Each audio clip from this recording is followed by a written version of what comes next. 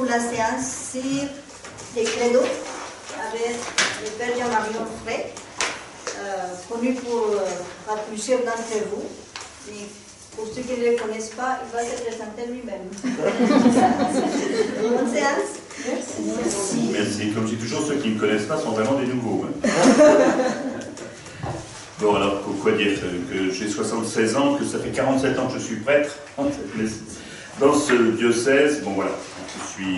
Je suis théologien de formation et plutôt moraliste, et c'est vrai que souvent j'ai plus eu à présenter des questions autour de la morale, et c'est bien que dans cette formation, l'année dernière comme cette année, on me demande ce qui est tout de même plus fondamental, de réfléchir à la question du credo. Donc on se verra autour des trois dimensions, puisque le credo chrétien est trinitaire, on se précisera un petit peu cela dans un instant.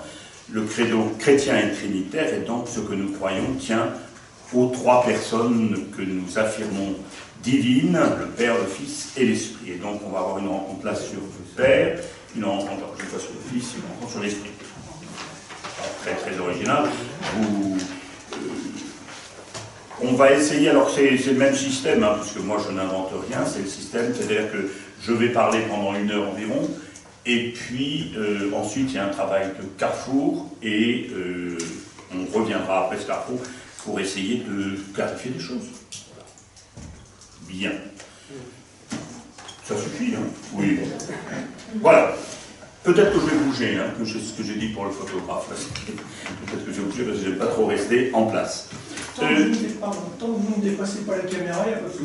Bah, c'est surtout elle qui me dirait quand je la dépasse, mais non, je vais essayer de rester dans cet espace. Vous pouvez avancer. Voilà, je vais essayer de rester dans cet espace-là. Voilà.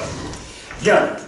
Donc, la question du credo sur laquelle nous allons réfléchir pendant ces 3 rencontres est une question qui s'est posée, je vais dire relativement tardivement dans l'Église.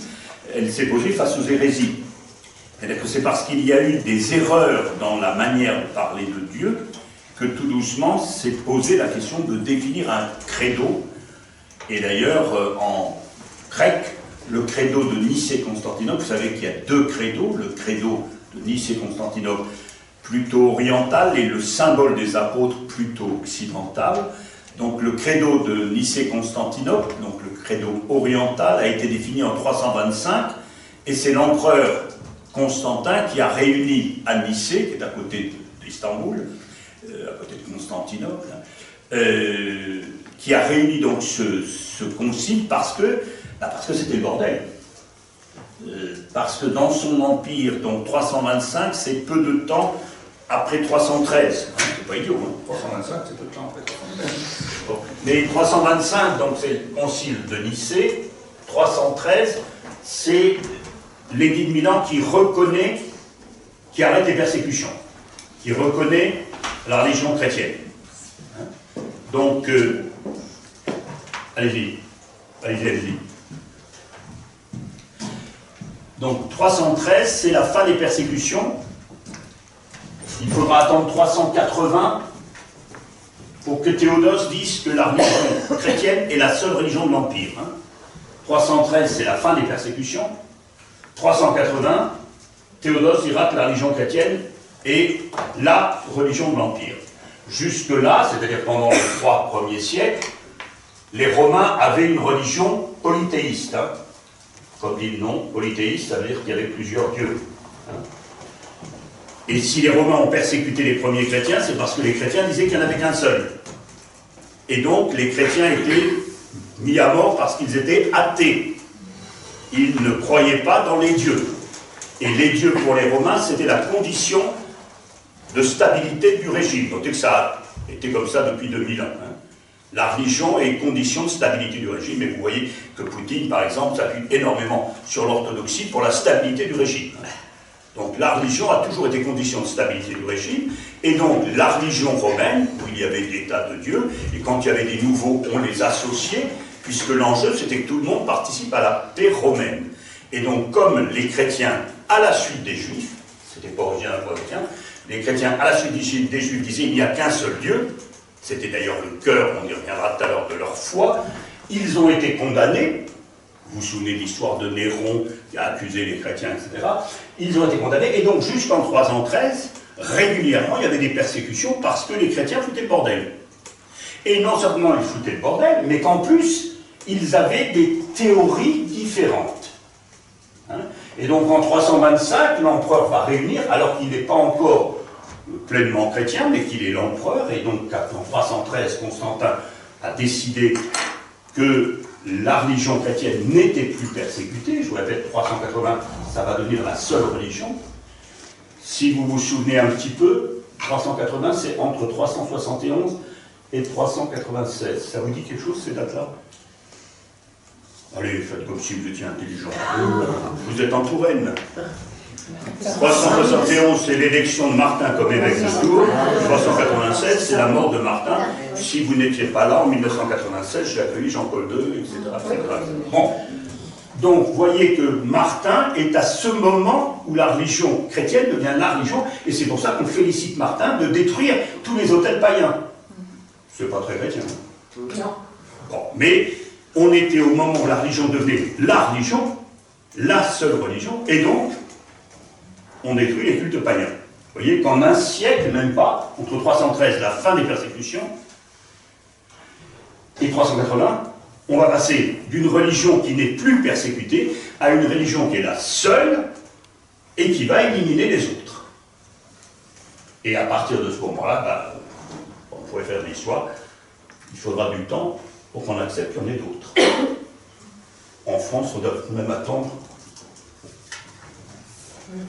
1905 pour qu'on dise que les autres religions ont le droit d'exister et que tout le monde est à égalité. Bon. Mais on ne va pas faire un cours d'histoire. C'est passionnant parce qu'il faut situer les choses. Hein, et qu'il y aura eu un moment, un peu avant, Henri IV, 1525. Et vous savez que ça va durer moins d'un siècle, l'édit de Nantes. Puis il y aura la révocation de l'édit de Nantes par Louis XIV. Hein. Donc, et Henri IV, bien sûr, ne dit pas que les musulmans ont le droit d'exister, puisque les musulmans étaient les ennemis de toute la chrétienté. Disons qu'Henri IV a permis qu'il puisse y avoir deux formes de chrétienté. Donc, je reviens à ce qui nous intéresse ici. En 325, donc peu de temps après que la religion chrétienne ne soit plus persécutée, il y a le concile de Nicée qui va donner ce fameux credo, l'un des deux credos. Je dis qu'il y a deux credos. Le credo de Nicée, et on va l'appeler Nicée-Constantinople, parce qu'en 381, il y aura un concile à Constantinople qui va parler de l'Esprit Saint. Le concile de Nicée parlant surtout du Fils. Mais on en reparlera la prochaine fois. Hein. Puisque, parmi les hérésies, je dis c'est le bordel dans l'Empire, c'est qu'il y en a qui disent que Jésus n'est qu'un homme. Certains disent qu'il est devenu Dieu après sa mort. D'autres disent qu'il était Dieu dès sa naissance et dès avant sa naissance dans le sein de Marie. Et il y avait des tensions énormes. Et les tensions à l'époque se résolvaient par des batailles physiques. Et donc, l'empereur, souhaitant que la religion chrétienne, qui tout doucement devenait, pas encore, devenait la religion de tout le monde, qu'il n'y en ait qu'une et qu'on soit d'accord. Donc, le credo de Nicée, qui deviendra après de Nicée-Constantinople, va être en grec, va affirmer pistéomène. Pistéomène, c'est la première personne du pluriel. C'est pas je crois, c'est nous croyons. Et donc ceux qui définissent le credo, c'est ceux qui définissent la foi à la première personne du pluriel. D'accord ? Et donc, l'enjeu du credo, je dis ça parce que je suis un vieux, et que dans les années 70, 80, on disait aux parents, exprimez votre credo pour le baptême de leur enfant. Et on avait des parents qui disaient, je crois en l'homme, je crois en l'amour, je crois. Et on s'est rendu compte que ça n'avait plus rien à voir avec la foi chrétienne.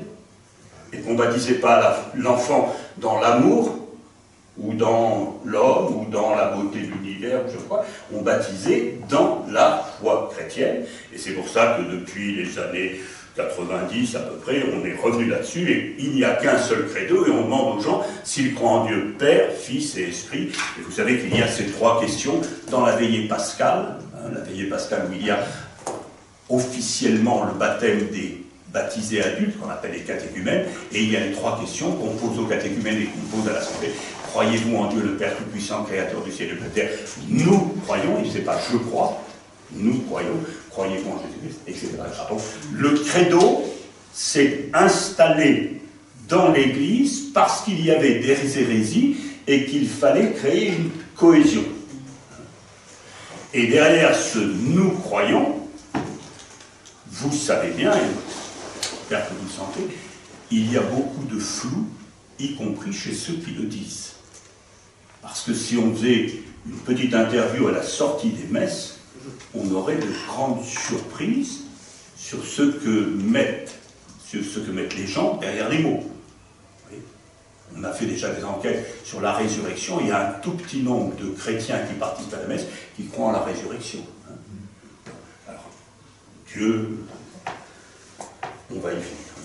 Donc, on a un credo parce qu'il y a eu cette nécessité, si vous voulez, de se dire quelle est la foi commune de l'Église. Et donc, pour toutes les églises orientales et occidentales, il n'y a qu'un seul credo, le credo de Nicée-Constantinople, avec une fracture, parce que c'eût été trop beau.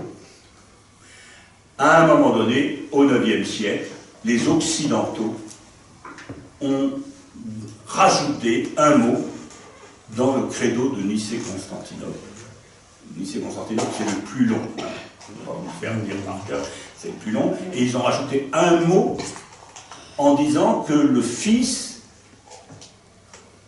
descendait du Père et de l'Esprit. Que l'Esprit descendait du Père et du Fils. Ce qu'en latin s'appelle le filioque. L'Esprit procède du Père, et on a rajouté en Occident, et du Fils.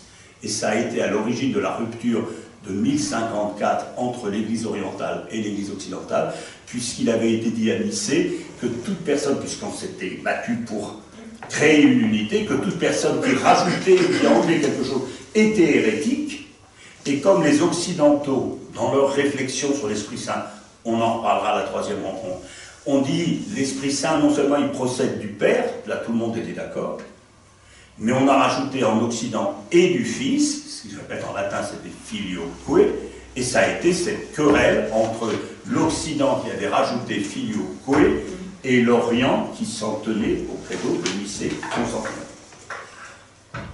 C'est la seule différence, et aujourd'hui, il faut garantir qu'en tant que théologien, on ne voit plus très bien où est la différence. Le filioque peut, là aussi, comme tous les mots, s'interpréter de plusieurs manières. Ce que je veux dire, c'est qu'en dehors de ce filioque, le credo, nous croyons, pistomène, est commun aux orthodoxes, aux protestants et aux catholiques. On n'est pas chrétien sans cette référence au credo. Alors, en plus, nous, en Occident, on a un credo un petit peu plus simple, ce qu'on appelle le symbole des apôtres. D'ailleurs, souvent à la messe, c'est celui qu'on prend, parce qu'il est un peu plus court, on ne sait rien, mais le symbole des apôtres est une création plus occidentale et n'est pas une création lors d'un conflit, alors que le credo de Nicée-Constantinople est une création dans un conflit, et donc on essaie de clarifier les choses. On y reviendra au fur et à mesure de nos trois rencontres. Jusque-là, c'est clair. Bien. Précision, parce que tout est compliqué. Qu'est-ce que je dis quand je dis que je crois? Je crois qu'il va pleuvoir demain. Ça ne m'engage pas à gauche. Je crois en Dieu. Il est vivant. Pardon? Il est vivant, j'y crois. C'est une abstraction, on croit à une abstraction. Ben, je crois qu'il va faire beau demain. C'est Je pense que... un avis sur une prévision. Hein? Je crois, c'est pas je suis sûr, c'est je crois. Hein? Et donc, nous ne croyons pas qu'il y a un Dieu. La question chrétienne n'est pas de savoir ce qu'il y a un Dieu. Nous croyons en Dieu. C'est exactement le même mot que celui que l'on dit dans un sacrement de mariage quand on dit qu'on croit en l'autre. Et qu'on ne croit pas que l'autre existe, on croit en l'autre. C'est-à-dire que l'acte de foi n'est pas un acte de réflexion sur une réalité, c'est un acte d'engagement à l'égard d'une personne. Et là, on verra à l'égard de trois, puisque nous croyons en Dieu Père, en Dieu Fils et en Dieu Esprit. Est-ce que vous voyez les distinctions? Parce que c'est très important, parce que souvent, derrière le « je crois », je dis, les gens qui, dans les années 70, pour le baptême de leur enfant, disaient « je crois que », c'était intellectuellement des choses qui étaient dans leur tête. L'enjeu de cet acte de foi, c'est un acte d'alliance, de relation à une personne, Dieu, aussi bien le Père, aussi bien le Fils, aussi bien l'Esprit. Est-ce que je suis clair? Parce que ça, c'est fondamental, cette notion de croire, si vous voulez, qui est un verbe tout dire. Et à la limite, nous sommes tous des croyants. Je ne crois pas qu'il existe des incroyants. Parce qu'on est tous amenés à croire. Alors il y a des gens qui croient en croisant les doigts, il y a des gens qui croient avec un trèfle à 4 feuilles. On croit parce qu'on espère. Je me souviens de cette femme dont j'enterrais la mère, il y a quelques années, c'était à l'hôpital de Tours, qui m'avait annoncé qu'elle était athée. C'était tout à fait son droit, et elle m'avait dit que sa mère était une chrétienne, donc elle souhaitait qu'il y ait quelque chose sur elle. Et à un moment donné, elle me dit, elle va retrouver sa maman. Je l'ai regardé, je lui ai dit, où ça? Parce que quand on est athée, il n'y a rien après la mort, puisque, comme pour les animaux, la mort est la fin de la vie. Quand Belmondo est mort, tous les artistes, tous interviewés, ont dit il va retrouver ses copains. Où ça? C'est-à-dire qu'on est tous à croire. Alors à croire vaut mieux quand on aime. Combien de gens sont fait avoir parce qu'ils ont cru dans leur conjoint et ils ont découvert qu'ils avaient tort. Alors ça conduit assez souvent à des divorces, vous savez que ça arrive. C'est difficile de croire. Croire ses enfants après le premier mensonge, après le deuxième, après le 10e, on y croit encore, on ne les croit plus. C'est pas facile de croire. Croire dans l'homme politique, alors je ne suis aucun homme politique, croire dans un homme politique, croyez, enfin, homme politique, je ne sais pas dit que c'est. Oui. Oh là là, c'est compliqué. Et il va demander qu'on vote pour lui, qu'on le croie sur parole. C'était Chirac qui avait dit les engagements n'engagent que ceux qui y croient. Les promesses. Bien sûr, les promesses. Ouais.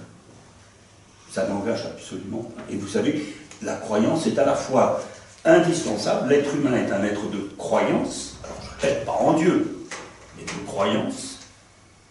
Et que même quand on s'annonce incroyant, on a un certain nombre de croyances. Parce que pour exister, on a besoin de ne pas seulement vivre l'instant présent, mais de construire quelque chose. Enfin, ne serait-ce que, vous savez, quand on est, c'est encore trop beau, mais quand on est dans des périodes où il y a du gel ou autre chose, quand vous avancez un pied, vous croyez que ça va être solide. Bon. Et parfois, vous découvrez que c'est pas solide et que vous enfoncez jusqu'au genou. Mais on est toujours en train de croire pour vivre.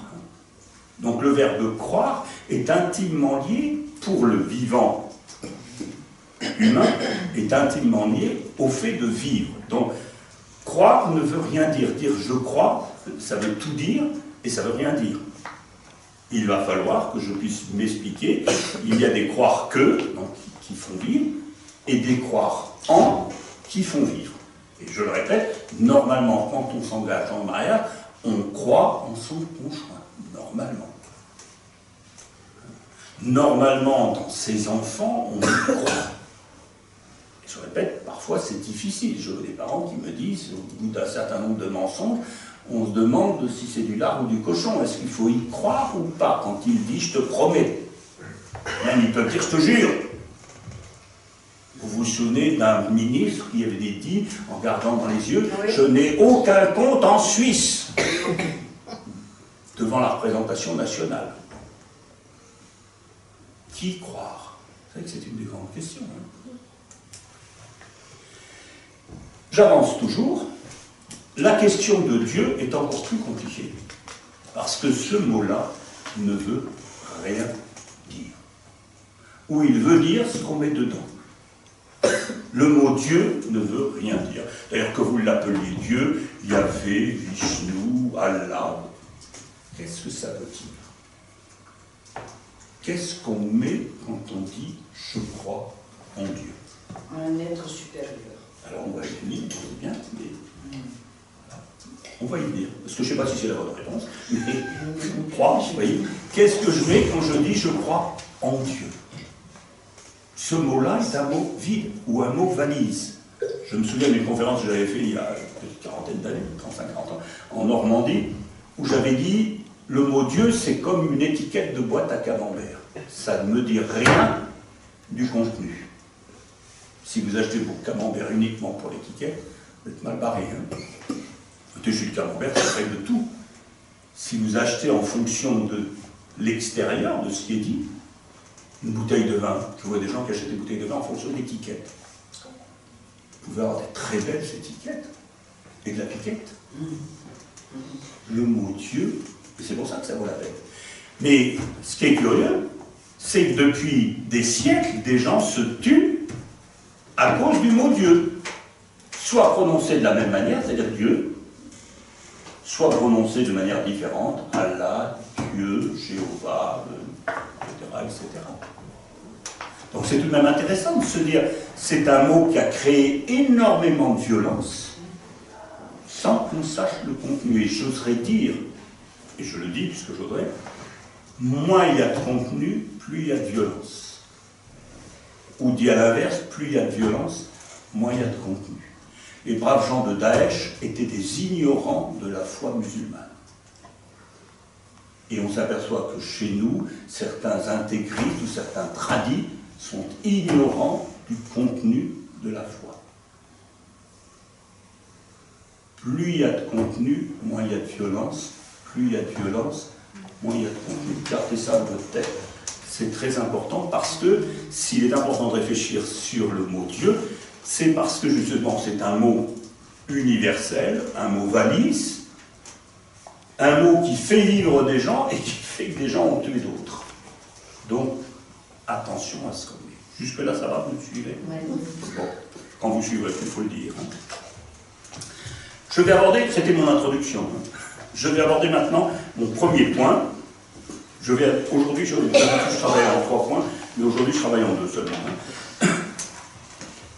Mon premier point, c'est que c'est les hommes qui posent la question de Dieu. C'est les hommes. Je ne sais pas ce que pensent les vaches, mais c'est les hommes qui posent la question de Dieu. C'est dans la tête de l'être humain que se pose la question de Dieu. On va y réfléchir un petit peu. Premier élément de ce qui se passe dans la tête des hommes, qui se posent la question de Dieu, ça va s'exprimer sous un mot que vous connaissez tous. Le mot sacré. Cette première expérience des hommes, c'est l'expérience du sacré. Le sacré, le spécialiste dit, c'est à la fois ce qui attire et ce qui fait peur. Je suis allé donner pas mal d'années, 8 années, des cours à Madagascar en hiver. Il y a des fontaines sacrées, il y a des lacs sacrés, il y a des arbres sacrés, il y a des îles sacrées. Le sacré a toujours existé, et vous savez que le sacré, c'est la différence avec le profane. Le sacré, c'est ce qui va être isolé par rapport au profane, à la fois parce que ça attire, à la fois parce que ça fait peur, et qui va pouvoir, en étant opposé à profane, faire vivre le quotidien dans le profane en constante référence au sacré. C'est-à-dire que le sacré va être quelque chose qui va être défini et qui va permettre de vivre le profane, toujours en référence. C'est-à-dire qu'il y aura des jours sacrés, il y aura des lieux sacrés, il y aura des objets sacrés, il y aura des gens sacrés. Je vois encore, et ça m'énerve profondément, je suis toujours ce que je pense, hein. Ça peut vous déplaire. Je vois que quand je donne la communion et qu'un laïc est à côté de moi, j'ai une fille énorme et que le laïc parfois n'a personne. Et ça me fait gueuler à chaque fois. Ah mais vous, mon père, vos mains sont consacrées. Bien sûr, mais je ne vais pas au WC d'ailleurs depuis 47 ans. Parce que mes mains sont consacrées. Je garde l'huile qu'on habite là. Vous voyez, on est dans telle aberration. Le sacré, on va mettre du sacré, si vous voulez, pour permettre de vivre le profane de l'existence.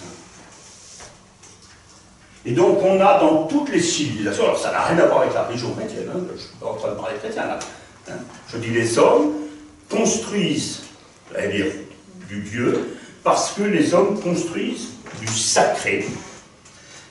Des lieux, des objets, des pierres. On va mettre des pierres qui sont sacrées. Le sacré va dire quelque chose d'un autre mot qu'on utilise souvent, la transcendance. La transcendance, ça a quelque chose à voir avec le mystère. Quand on ne comprend pas, c'est mystérieux. Et le mystère, et c'est ce qui va, c'est en respectant le mystère, on va pouvoir vivre, parce que l'enjeu, c'est vivre le profane. On n'est jamais tout le temps dans le sacré. Hein. Le sacré est là pour pouvoir vivre le profane. Hein. Et donc, de fait, on se rend compte que dans toutes les civilisations, on sacralise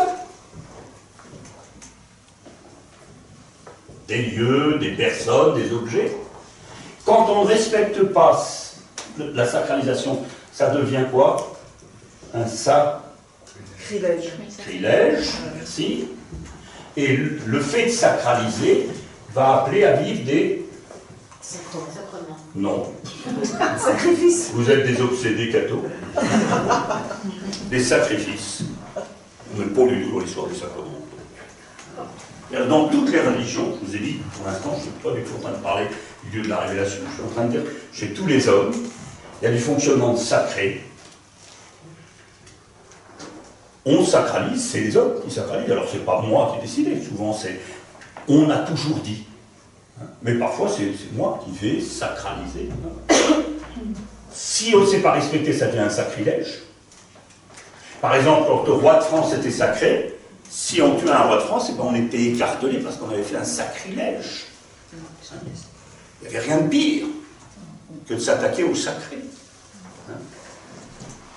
Et le sacré appelle les sacrifices. Vous connaissez tous le deuxième couplet de la Marseillaise.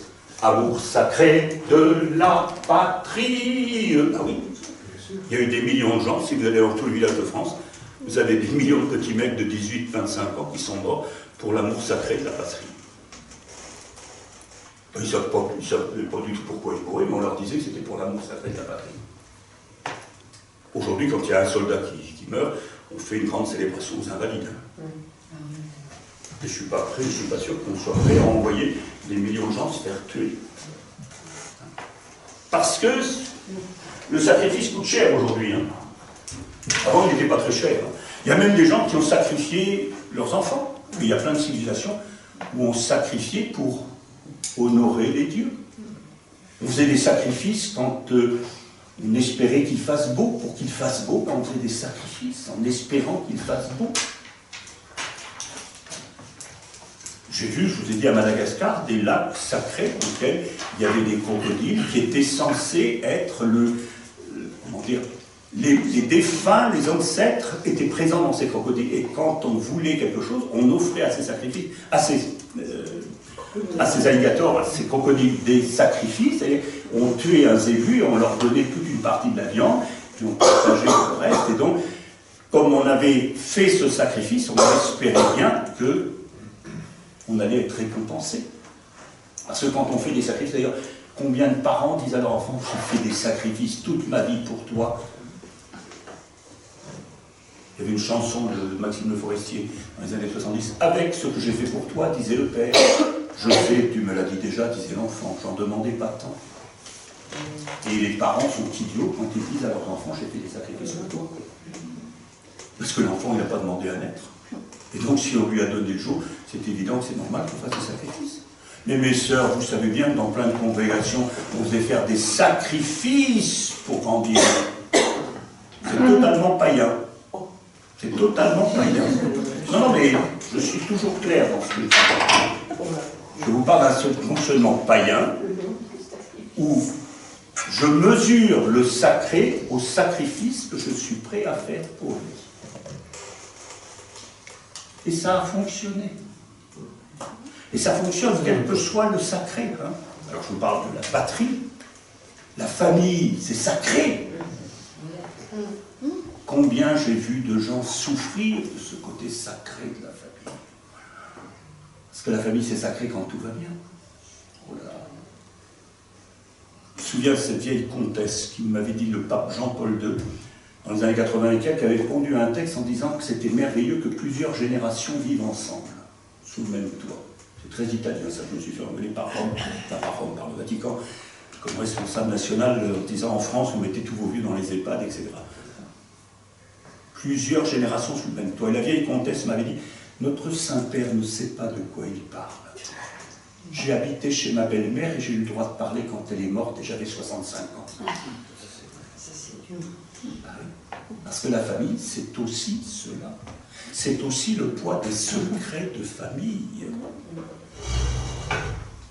Ouh là là. Le travail, c'est sacré. Jusqu'à ce que des enfants de moins de 8 ans travaillent 10 heures par jour, comme jusqu'en 1848 dans les mines.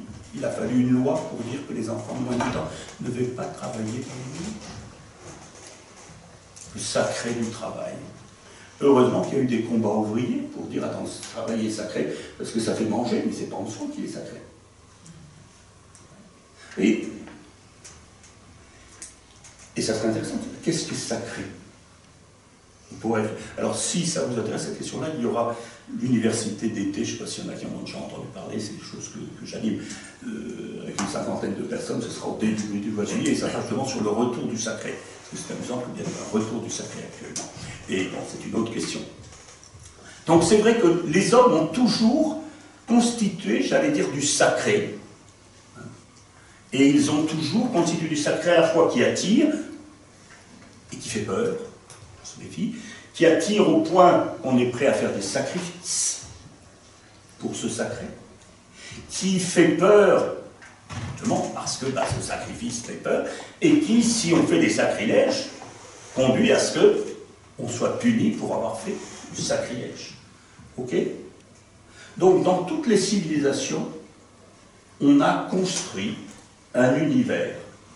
Alors, généralement, d'ailleurs, cet univers, vous avez remarqué, c'est toujours un univers vertical. Hein. C'est-à-dire le sacré est toujours en haut. Le sacré est toujours en haut. Hein. Et il faut quitter, j'allais dire, le plancher, je suis en train de chercher. Il faut quitter le plancher des vaches pour aller vers le sacré. Alors il y a des montagnes sacrées. Il y a des arbres sacrés parce qu'ils montent vers le haut. Le sacré est toujours vers le haut. Hein. Et d'ailleurs, les dieux sont toujours dans les cieux. Ils sont toujours dans les cieux, les dieux. Et d'ailleurs, l'inverse du sacré, ce seront les enfers. Si vous avez chez les Grecs Orphée aux enfers, etc., les enfers, c'est les grottes sous terre avec les démons, etc. Ça a toujours fonctionné. Hein. Le sacré, il faut lever les yeux pour avoir du sacré. Le sacré, c'est ce qui nous fait quitter la terre, que je vous ai dit tout à l'heure. La terre, c'est le profane. C'est le sacré. Il élève la tête. Ça fonctionne et ça a bien fonctionné. Et ça a permis à des gens de vivre. Cette constitution du sacré, ça leur permet de vivre. Et ça leur permet d'avoir la paix aussi, hein, à l'intérieur de soi. Bien sûr, mais l'ami Girard, qui est un anthropologue, René Girard, parle de la violence mimétique. C'est-à-dire, il dit, lorsqu'il y a deux êtres humains, et vous la repérez si vous avez deux jumeaux, par exemple, deux enfants, vous offrez une voiture rouge à l'un et à l'autre une voiture bleue, celui qui a la voiture rouge voudra la voiture bleue, celui qui a la voiture bleue voudra la voiture rouge. C'est ce qu'on appelle la violence mimétique, ce qui fait qu'on veut toujours ce que l'autre a. Et Girard montre que toute l'histoire de l'humanité, c'est de vouloir ce que l'autre a. Ce qui fait la guerre. De tous contre tous, sauf quand on décide qu'on va faire un sacrifice d'une personne, ce qu'on appellera le bouc émissaire. Et donc toute la violence est sur une personne ou sur un animal, et quand on sacrifie cet animal, on dit, ben ça y est, toute la violence est partie. Dans l'histoire du Moyen-Âge, régulièrement, qui était l'animal? Le loup. Non, les Juifs. Je l'ai dit. Sitôt qu'il y avait un problème, quand il y avait de l'eau qui était mauvaise et que des gens mouraient, c'était les Juifs qui avaient empoisonné. Tous les problèmes, c'était les Juifs. Et pour apaiser, on en grillait quelques-uns. Ça a fonctionné pendant des siècles. Macron, tout à l'heure, a dit que ça devait cesser, mais je ne suis pas sûr que ça cesse. Parce que le bouc émissaire, il n'y a pas que les Juifs, le bouc émissaire. Nous, on a la chance, il y a les Juifs, il y a les Arabes, il y a les Noirs, il y en a pas mal qui sont des boucs émissaires. Il n'y a qu'à les fous dehors, il n'y a qu'à, et tout ira mieux entre nous. Donc, ça fonctionne bien, oui, ça crée une paix à l'intérieur d'un espace précis. Et on voit bien que pendant des siècles, des groupes ont vécu avec cette espèce de constitution d'un périmètre qui les sécurisait. Eux, ils avaient leur sacré, ou leur Dieu, parce que quand je dis sacré, je peux mettre tous les noms, hein. Vous pouvez mettre Schmilblick, vous mettez quelque chose au-dessus et qui me protège. Parce qu'une des grandes fonctions du sacré, je le mets dans ce sens-là, c'est de me protéger. Le sacré, c'est ce qui me protège. Il me protège entre autres de la peur. L'enfant en 6e, il sait et il dit que son papa est plus fort que les autres papas. Et mon papa, il va casser la gueule à ton papa. C'est exactement ce que font toutes les tribus depuis qu'il y a des êtres humains. Ils pensent que leur Dieu va être plus fort que le Dieu des autres. Ça marche tant qu'on est vainqueur. Et qu'est-ce qu'on fait quand on n'est pas vainqueur? Ben, on va prendre le Dieu des vainqueurs. Ça a toujours fonctionné. Les vaincus prennent le Dieu des vainqueurs. Puisque le Dieu des vainqueurs, il a été plus fort, et ben on va choisir le Dieu des vainqueurs. Je signale que c'est ce qui s'est passé en Europe, où tout le monde a pris le Dieu des vainqueurs qui s'appelait les Américains. Et avec le plan Marshall, toute l'Europe occidentale est devenue totalement pro-américaine. Le Dieu des vainqueurs, c'était dollar. Time is money. Et tout l'Occident, depuis 1945, est marqué, fortement marqué, par ce Dieu des vainqueurs, où apparemment, alors il y avait quelques-uns qui croyaient que le Dieu des vainqueurs c'était le Dieu des marxistes, parce qu'ils avaient aussi gagné la guerre, mais on s'est rendu compte qu'il faisait piètre figure par rapport au Dieu des vainqueurs américains. Et toute la question, et ça c'est une question qui se pose beaucoup pour les Africains, c'est est-ce que le Dieu des vainqueurs n'est pas le Dieu chinois? C'est vrai aussi. Vous pouvez analyser toute la politique, puisque c'est une question de protection. Alors nous, on pense que Dieu, non, Dieu c'est une boîte à camembert, c'est un mot vide, et je me construis du sacré pour me protéger. S'il y a un sacré qui me protège plus, eh bien j'utilise ce sacré-là. Jusque-là, ça va? Oui. Et c'est comme ça qu'on va avoir des dieux de la pluie, c'est comme ça qu'on va avoir des dieux, si vous voulez, qu'on va invoquer, donc on va faire des sacrifices vers eux, des invocations, des prières, pour demander de la protection, pour que nous qui vivons sur le plancher des vaches, ben on ait un peu de sécurité, parce que c'est pas facile de vivre dans l'insécurité, c'est pas facile de vivre dans la peur. Et donc on a tous besoin d'avoir un système qui nous protège.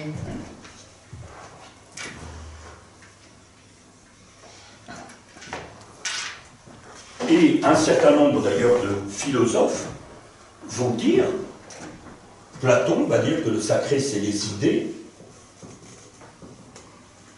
le monde des idées, et que nous sommes, le mythe de la caverne, c'est de dire que nous rêvons de ce monde que nous ne pouvons pas atteindre, et que l'essentiel, c'est de quitter ce monde, et de rejoindre le monde des idées.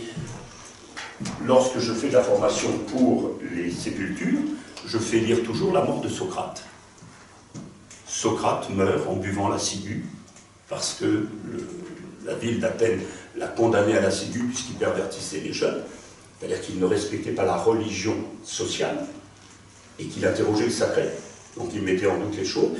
Il meurt, mais il meurt tout content, parce qu'il va rejoindre le monde des idées, le sacré. Je n'avance pas plus. Souvenez-vous de la manière dont Jésus meurt.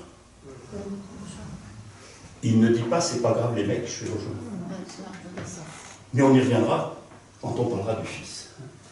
Je vais arrêter là ma première partie pour dire, voyez, on a des types de fonctionnement. Alors je pense qu'à certains moments, vous avez dit, mais c'est exactement la même chose dans la foi. Oui, on va y venir. Oui. Abraham, vis-à-vis d'Isaac, est-ce que c'est un sacrifice ou un sacrilège? Bonne question, mais attendez 2 jours. Attendez 10 minutes. Ou 5, ou 10. Bon, ok.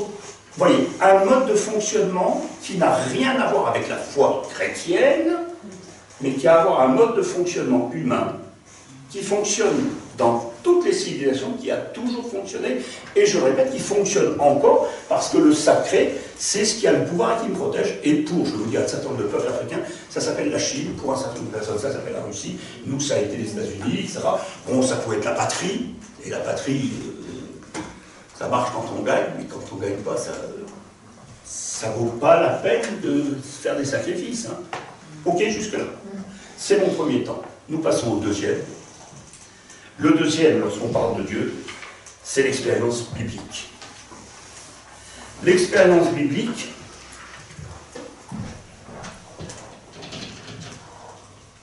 c'est l'expérience d'une, on va utiliser un gros mot, révélation. Voilà.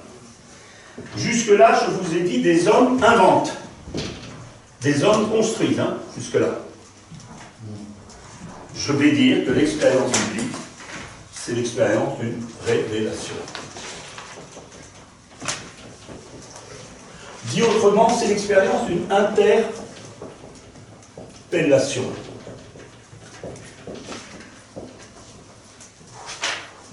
L'expérience biblique, c'est l'expérience d'hommes qui vont faire des expériences qui les déroutent totalement. Qui les déroutent totalement.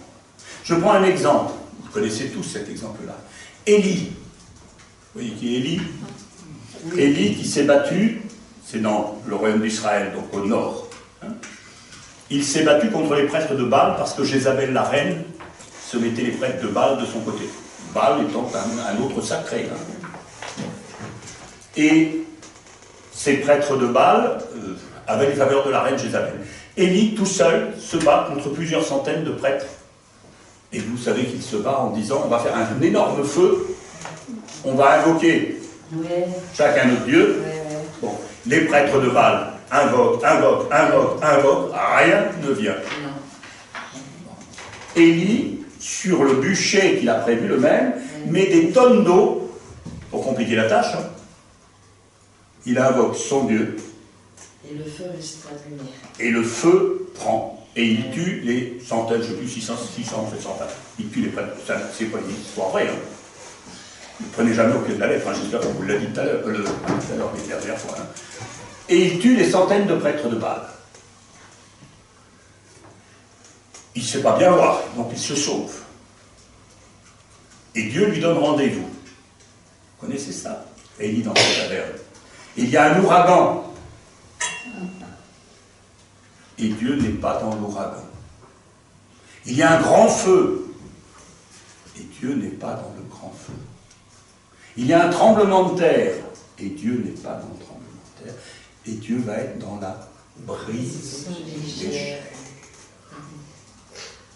C'est-à-dire que tout d'un coup, le Dieu qui se révèle ne se révèle pas dans...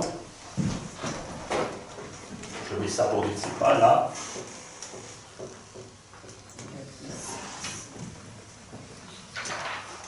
là où tous les êtres humains font du sacré en mettant la puissance du côté du sacré, y compris aujourd'hui quand on se tourne du côté de la Chine, etc., on se tourne vers des puissances qui vont nous protéger.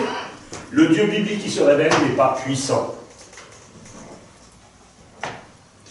Vous avez, si vous connaissez Isaïe 55, c'est un très beau chapitre, où Dieu dit, je répète, Isaïe nous dit que Dieu dit, c'est que mes chemins ne sont pas vos chemins et vos pensées ne sont pas les miennes.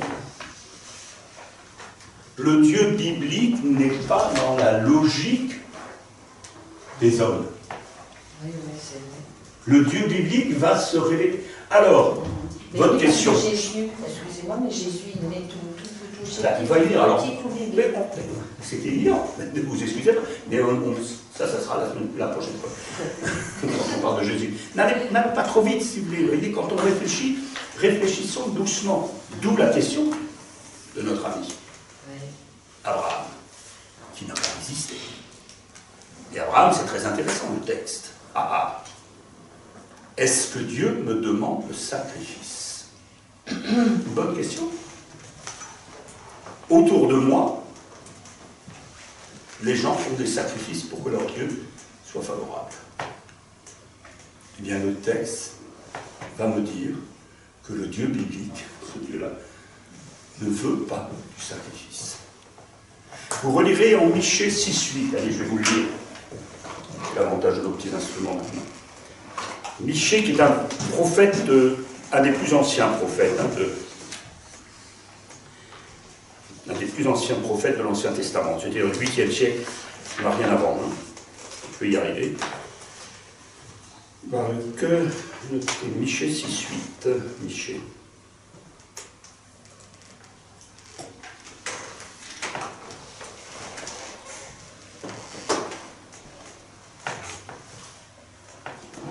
Comment, je lis, c'est Michée 6:6 là, comment dois-je me présenter devant le Seigneur?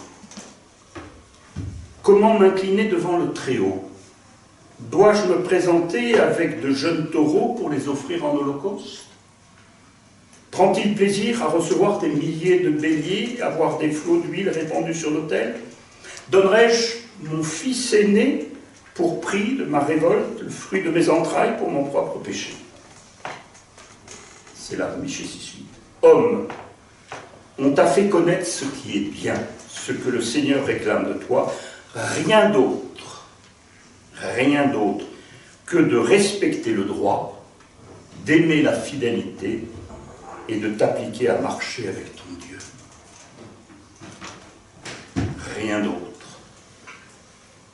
On va découvrir cette même chose chez Osée, au chapitre 6.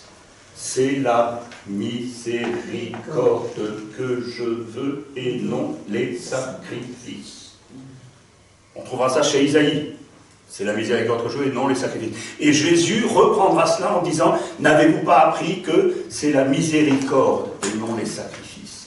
Parce que justement, alors, on verra ça, Jésus sera interpellé parce qu'il ne respecte pas le lieu des sacrifices qui est le temple.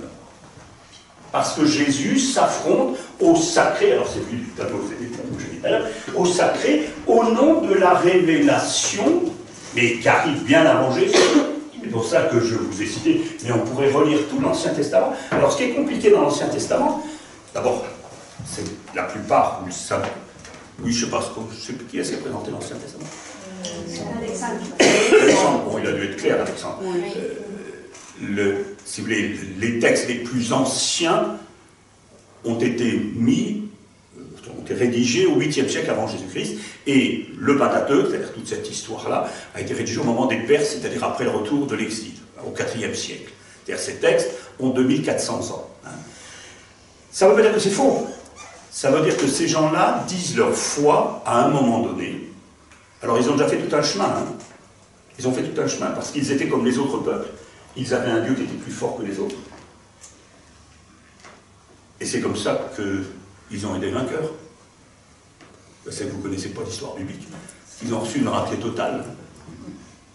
Le royaume d'Israël, le royaume du Nord a été détruit par les Assyriens. Le royaume du Sud, le Juda, a été détruit par les Babyloniens. Et ils se sont retrouvés en exil. Leur Dieu est nul. Je vous rappelle que les Français, en 1945, oui, ont pris Dieu des Américains. Question. Est-ce qu'on prend le Dieu des Babyloниens ou est-ce qu'on continue de croire notre Dieu? C'est une bonne question. Parce que vous êtes intelligent, vous connaissez la réponse.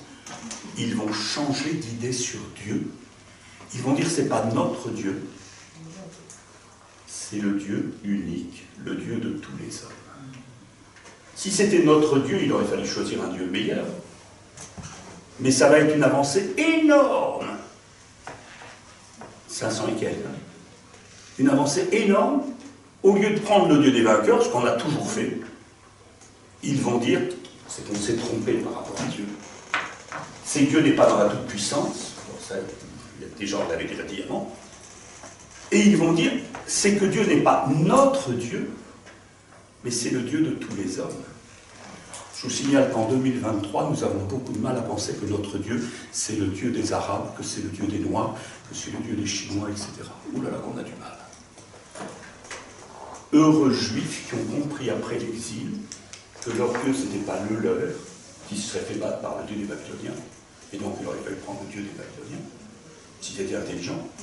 Mais parce qu'ils avaient eu une révélation, c'est pas eux, une révélation, c'est pas quelque chose que je décide, c'est quelque chose qui me s'impose à moi, qui me déroute. Si je reprends l'histoire d'Abraham, c'est intéressant dans l'histoire d'Abraham, je répète, il n'a pas existé, mais c'est une histoire passionnante. C'est un mec qui est interpellé. Va, quitte ce pays, pars pour le pays que je te montrerai. Il n'invente rien. Il accepte d'être interpellé. Toute la tradition biblique va avoir à se battre entre les gens qui fabriquent du sacré et l'expérience que fait ce peuple d'être interpellé. Interpellé, c'est-à-dire qu'il est intervenu dans ma vie. Et on peut relire toute l'expérience biblique comme ce combat entre la tradition juive, qui est une tradition de l'interpellation, et il est chiant celui qui nous interpelle, parce qu'il nous fait aller dans des directions qu'on n'a pas prévues. Vous connaissez tous l'histoire de Jonas. C'est une histoire extraordinaire, elle n'a pas existé, mais c'est une histoire extraordinaire. Jonas part, va à Ninive. Ninive, c'est les Assyriens qui ont flanqué la plumée à Israël. Va vers Ninive et dis-leur de se convertir parce qu'autrement ils vont être détruits. Jonas, il n'est pas con, il dit mais c'est pas question, je ne peux pas y aller, etc. Il se bat, il est sur un bateau, vous connaissez l'histoire, il est jeté à la mer parce qu'il y a la tempête, il est bouffé par le poisson qui le rejette, et Jonas va tout de même à Ninive, prêche une journée et Ninive se convertit. Et le texte est fondamental parce qu'il nous invite à nous convertir devant l'interpellation de Dieu. Pas de construire notre sacré, comme tous les autres hommes, mais de nous laisser bousculer par l'interpellation de Dieu. Et je crois dans cette interpellation, sinon je tourne le dos. Je ne crois pas qu'il y a un Dieu qui est plus fort que les autres, qu'il y a un Dieu qui se... Je crois en ce Dieu-là qui m'interpelle. Veux-tu? Alors après, on verra très souvent Jésus dire veux-tu? Si je réponds oui, c'est que j'ai la foi. Si je réponds non, ben je n'ai pas la foi. Point à la ligne. Donc, toute ma première partie, c'était pour parler du Dieu que se fabrique, du Dieu, je vous dis, c'est comme l'étiquette d'une boîte à camembert. Ma première partie, c'est dire tous les hommes se fabriquent toujours du Dieu pour se protéger, pour se structurer, avec des sacrifices, des sacrilèges, etc. L'expérience biblique juive, qui va se poursuivre en Jésus-Christ, qui va se poursuivre aussi chez les musulmans, car il y a aussi une part d'interpellation de ce Dieu dans l'islam, est un Dieu, alors, qui ne se révèle pas dans la puissance, et qui invite l'homme à la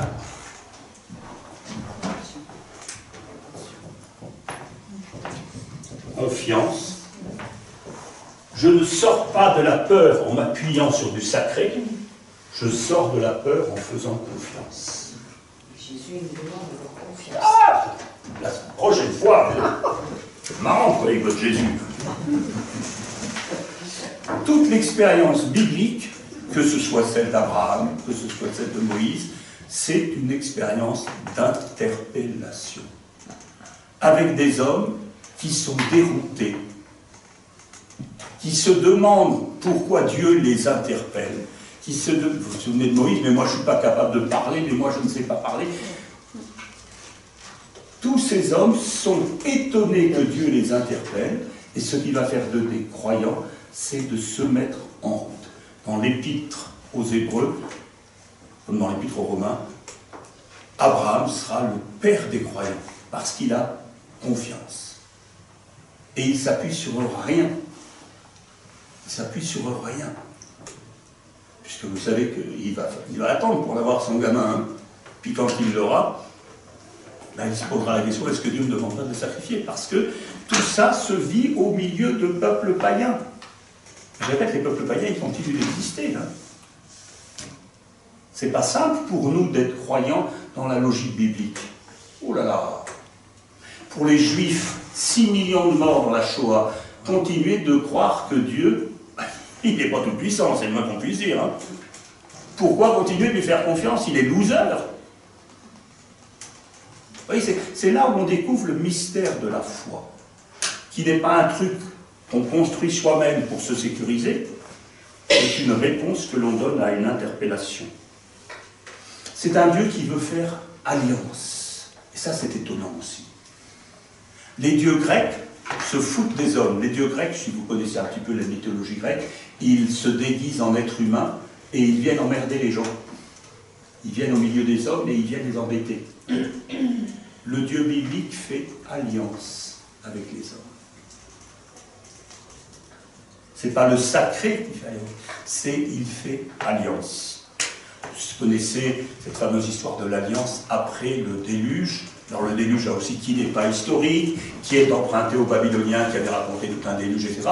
Et les Juifs racontent ce déluge pour terminer en disant « Il n'y aura plus de déluge ».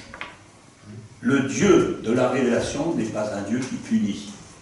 C'est la miséricorde que je veux et pas les sacrifices. Ce Dieu, c'est clair jusque-là? Je ne vous ai pas coupé en route. Ce Dieu de révélation, mais on sait, alors c'est intéressant. Je dis tout à l'heure, c'est une étiquette de boîte à camembert. Vous connaissez tous le deuxième commandement. Tu ne feras pas d'image. Tu ne prononceras pas le nom de Dieu. Parce que justement, quand je dis Dieu, je dis des conneries. Surtout depuis 1000 ans où on s'est battu. Et donc dans la tradition juive, de fait, on ne prononce pas le nom de Dieu. On ne fait pas d'image de Dieu. Vous avez tous sortes d'images, le Dieu tout-puissant, assis sur son trône, avec sa barbe, etc. Parce qu'on pense bien sûr que Dieu est un grand-père. Il a un trône, il a l'état de serviteur, puisqu'il est tout-puissant. Combien de fois j'ai entendu ça? Mais enfin, Dieu est tout-puissant. Vous connaissez votre credo? Recherchez. Le Père est tout-puissant. Ah voilà, merci. Il y en a une qui croit. C'est un Père tout-puissant, et comme je dis toujours, Père tout-puissant, c'est ce qu'on appelle un oxymore. C'est une contradiction radicale dans les termes. Aucun Père n'est tout-puissant, et sitôt qu'on devient Père, on découvre qu'on n'est que dalle, et qu'on est très très fragile. Aucun Père n'est tout-puissant. Donc Père tout-puissant, c'est un oxymore. Le sacré pense à la toute-puissance. Le Père tout-puissant, c'est un Père qui laisse mourir son Fils. Et on y reviendra. S'il était le Fils de Dieu, il descendrait de sa croix. On y reviendra. Donc oui, c'est vrai que ce Dieu-là de la révélation est l'inverse de la puissance. Il invite à la confiance, il invite à l'alliance. Et pour vivre cette alliance, il va donner une loi. Et vous savez que c'est très important pour les Juifs. Et si on avait un petit peu de temps, mais peut-être que je ne sais pas si Alexandre l'a fait, le début de la loi, ce qu'on appelle les 10 commandements, c'est idiot l'expression parce que ce n'est pas des commandements, c'est des paroles. Et c'est 10 paroles parce que la création, c'est 10 paroles. Si vous regardez dans le récit de création, Genèse 1, Dieu dit, Dieu dit, Dieu dit, il y a 10 fois Dieu dit. Et donc Dieu crée par sa parole. Et donc, ce n'est pas des commandements, c'est des paroles. Dieu nous adresse la parole par 10 fois pour nous dire, tu ne feras pas d'image, tu n'auras pas d'autre Dieu que moi, etc., etc. Et donc, ces 10 paroles sont précédées par « Moi qui t'ai fait sortir du pays d'Égypte. Moi qui t'ai fait sortir de la servitude. » La même chose, je pense qu'il n'y a pas eu de pays d'Égypte. Mais tous les Juifs savent que ce Dieu qui nous interpelle nous fait sortir de la servitude, la première servitude étant toute la première partie de mon cours. La première servitude, c'est de s'imaginer du sacré. C'est d'être prêt à se sacrifier. C'est d'être prêt à n'importe quelle connerie par rapport à la peur de la vie. Et de fait, Jésus dira, n'ayez pas peur, mais pour la prochaine fois. La loi juive, c'est l'invitation que Dieu nous donne à nous libérer de l'esclavage de la peur. Et qu'il y ait eu Égypte ou pas, qu'il y ait eu sortie d'Égypte ou pas, on ne sait absolument rien.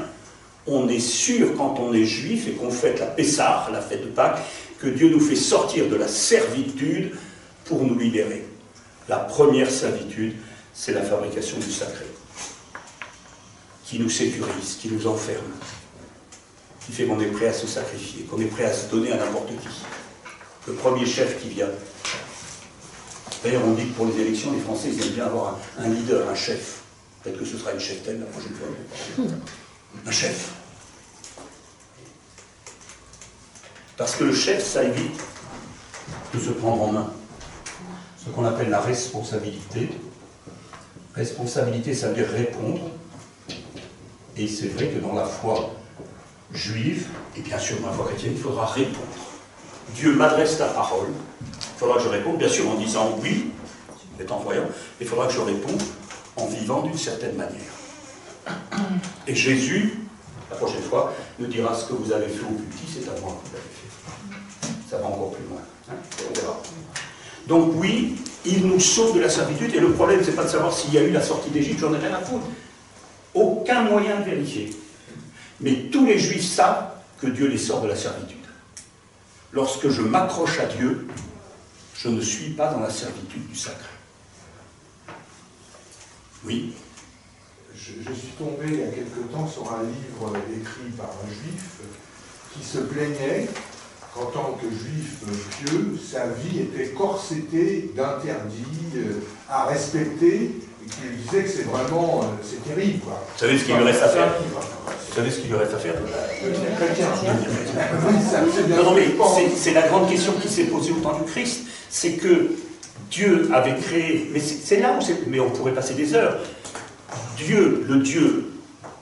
Enfin, vous voyez, je me méfie toujours quand on dit Dieu, hein, mais le Dieu qui interpelle veut l'homme libre.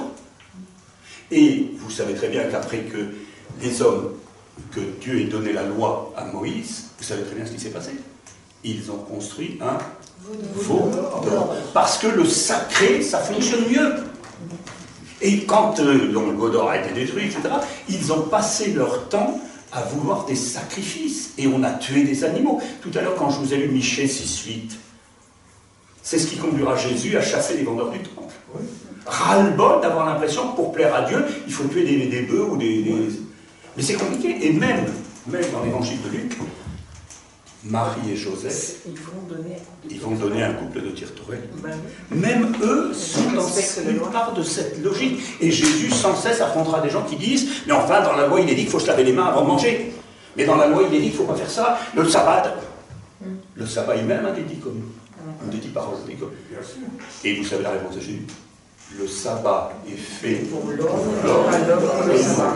Et voilà, vous avez tout en main. Mais ce qui m'importe, c'est pas que vous ayez tout en main. Souvent, les cathos, ils ont tout en main. Mais ils n'ont pas les structures claires. Si vous voulez. Ils prennent des récits pour des lanternes, ils prennent les récits de la création comme si c'était comme ça que ça s'est passé. Alors, c'est des trucs totalement inventés. Je vous ai dit, enfin, j'ai essayé de vous dire là, les hommes ne cessent aujourd'hui encore de penser au sacré, de sacraliser, de se rendre sacrilège, d'inviter au sacrifice. Ça ne cesse. Je vais tout à l'heure parler des Américains, des Chinois, ça ne cesse. La question qui nous est posée par ce Dieu qui nous interpelle, c'est acceptez-vous d'être libre et responsable? Acceptez-vous de sortir de la peur et responsable? Je m'arrête parce que j'ai dépassé. Ça va, bon, 10 minutes. Bon, de toute façon, ce que je voulais, c'était, dans cette première séance, et donc, parce que je vais marquer là. Il y avait 3 points, on en a fait. Non, j'avais dit que 2. Non, je dis d'habitude, j'ai toujours 3 points. Ah oui, d'accord. Alors là, mon premier, c'est les hommes posent la question de Dieu, et je vais. Ce mot-là ne veut rien dire, et si j'insiste là-dessus, c'est qu'il y a eu des millions de morts à cause de Dieu, à cause du mot Dieu, pas à cause de Dieu, mais à cause du mot Dieu. Donc faisons très très gaffe à cela. Hein. Deuxième chose, donc, c'est vrai que tous les hommes ont besoin de sécurité, ont besoin de sacré pour vivre dans le profane, d'organiser leur vie avec des éléments favorables, etc. etc. Bon, certains ont même des pattes de lapin ou d'autres choses, il faut conjurer les sorts. Alors il y en a qui vont regarder aussi dans les astres. Mais là aussi, la Bible va désacraliser, si vous voulez. En juillet, c'est Alexandre à qui j'ai demandé de montrer comment la Bible désacralise les astres, parce que les gens de Babylone pensaient que les astres, c'était très important. Et dans la Bible, on dit les astres, mais c'est Dieu qui les a créés. Simplement pour dire, non, ne mettez pas votre confiance dans les astres. Mettez votre confiance dans la réponse à ce Dieu-là. Entrez dans une relation et non pas dans une dépendance. Il faudrait dire ça aux Africains qui se mettent dans la dépendance des Chinois. Entrez dans une relation, n'entrez pas dans une dépendance. Entrez dans un chemin de liberté, sortez de la servitude du sacré, entrez dans un chemin de responsabilité, parce que Dieu vous demande, non pas des sacrifices, mais de la miséricorde. De la miséricorde. Et c'est vrai déjà dans l'Ancien Testament. Alors bien sûr, Jésus va développer ça. C'est la miséricorde qui dit le sens de la vie. Matthieu 25, on en parlera la prochaine fois, c'est j'avais faim, j'avais soif, j'étais nu, j'étais étranger, j'étais malade. C'est pas vous avez sacrifié à ceci, vous avez fait tant de prières, etc. Et c'est vrai que je n'ai pas de la sécurité quand je suis dans la miséricorde. C'est pas de la sécurité. Je ne fais pas attention aux autres pour, je sais pas vous ne faites pas ça pour avoir des bons points au paradis. Oui, je fais cela parce que c'est important d'aimer à la manière de Dieu. Et donc, il n'y a pas des preuves de l'existence de Dieu. Il y a eu un bouquin qui est sorti il y a 2 ans, qui est un tissu de conneries à mes yeux. Il n'y a pas l'épreuve de la vie. Dieu est toujours quelqu'un qui s'éprouve. C'est l'épreuve, épreuve. Rencontre Dieu, c'est toujours une épreuve, ce qu'on appellera un combat spirituel. Et vous avez une image de ce combat spirituel, c'est Genèse 32. Vous connaissez Genèse 32? C'est Jacob au Yabok. Jacob, donc le fils d'Abraham, qui va se battre toute la nuit et qui va découvrir au matin que c'est avec Dieu qu'il s'est battu, puisqu'il appellera ce lieu Pénuel, vu la face de Dieu, et que cet inconnu lui dira, tu t'appelais Jacob, tu t'appelleras maintenant Israël, ce qui veut dire celui qui se bat avec Dieu. Et Israël, ça veut dire celui qui se bat avec Dieu. C'est pas de fermer sa gueule, c'est qui se bat avec Dieu. Alors, le gars, il faudrait qu'il continue de se battre avec Dieu, parce que justement, Dieu n'enferme pas. Et c'est tout le combat d'ailleurs actuellement en Israël, mais c'est intéressant de dire la politique entre les orthodoxes qui accentuent les interdits, et puis les juifs qui d'ailleurs étaient parfois très pro-palestiniens, enfin, qui voulaient vivre là librement, mais pas en écrasant les autres, ou pas en étant les plus forts, les plus ceci, les plus cela. Ok? Oui. Bon, mais on continuera de réfléchir, parce que ce chemin-là, ce chemin prophétique, bien sûr que Jésus va le labourer, hein, il va être à fond dans cette démarche-là, mais c'est aussi pour ça qu'il va le payer de sa vie. Hein. C'est aussi pour ça qu'il va le payer de sa vie, parce que les hommes fabriquent du sacrifice et ont besoin de sacrifice. Vous savez, dans Jean chapitre 11, Caïphe dit « Il est bon pour la paix du peuple qu'un homme meure ». C'est exactement ce que je vous dis tout à l'heure sur les sacrifices. exactement. Et Jésus meurt dans une logique du sacrifice, voilà. Et nous croyons en lui paradoxalement comme celui qui nous dit que l'essentiel c'est la miséricorde. Vous allez vous retrouver en 3 petits groupes. Je vous ai passé des textes. Alors ça fait beaucoup, hein. Alors vous laissez le premier, c'est une prière. Hein. Qui donc est Dieu pour nous aimer ainsi? Deutéronome 5, ça serait bien qu'il y ait un groupe qui le travaille, là, pendant une bonne demi-heure. Isaïe 45, le deuxième groupe. On a dit 3 groupes, hein. Oui. Et le troisième groupe, Jean 17. Deutéronome 5, alors bien sûr vous les lirez tous, hein, parce que si je les choisis, ça vaut la peine. Hein, mais on faudrait passer des heures et des heures. Vous voyez, là on a fait 1 heure, un petit peu plus, 1h10. Il faudrait passer des mois pour essayer de mieux comprendre cette question-là. Et je le répète, pour moi c'est une question fondamentale parce qu'elle continue d'exister aujourd'hui. Est-ce que je choisis la peur et le sacré? Est-ce que je choisis... Et vous savez que dans la Bible, Dieu n'est pas défini comme sacré, ou comme... Ça. Merci. Qu'est-ce qu'il dit? Comme saint. Hein, c'est toute la différence. Nous ne sommes pas des êtres du sacré, nous sommes en référence à un saint. Il est 3 fois saint, ce qu'on chante dans la préface, et nous sommes tous appelés à la... Et oui, c'est pas du tout la même chose. Et Dieu va demeurer en vous, etc., etc., etc. Nous sommes hors de cette catégorie du sacré, alors qu'elle fonctionne encore chez la plupart de nos contemporains. Et nos contemporains de toute nationalité, de toute religion. Le sacré de la peur, qui appelle sacrifice, qui révèle les sacrilèges, etc., etc., et la révélation de la sainteté de Dieu qui ne peut que nous étonner, nous dérouter et nous inviter non pas à faire des sacrifices, mais à la miséricorde. Donc, comment est-ce qu'on fait 1, 2, 3 comme ça?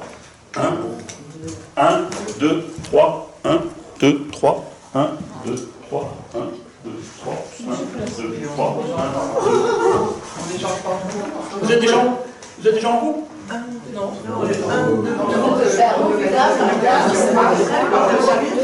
Et on va dire que vous êtes chacun dans des... Non, mais parce que vous allez changer de pièce. Oui, vous allez changer de pièce. Les 1, alors je reprends. 1, 2, 3, 1, 2, 3, 1, 2, 3, 1, 2, 3, 1, 2, 3, 1, 2, 3, 1.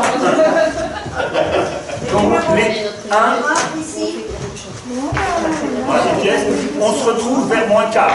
Le numéro 3 reste ici. Le numéro 2 vient avec moi. Le 3 reste ici. Le 1 dans la pièce à côté et le 2 dans l'autre pièce que Amanda nous montre. On se retrouve dans une demi-heure. Vous lisez le texte. Alors, le 1 choisit, pas choisi, mais le 1 c'est Deutéronome 5, le 2 c'est Isaïe 45 et le 3 c'est Jean 17. Ok?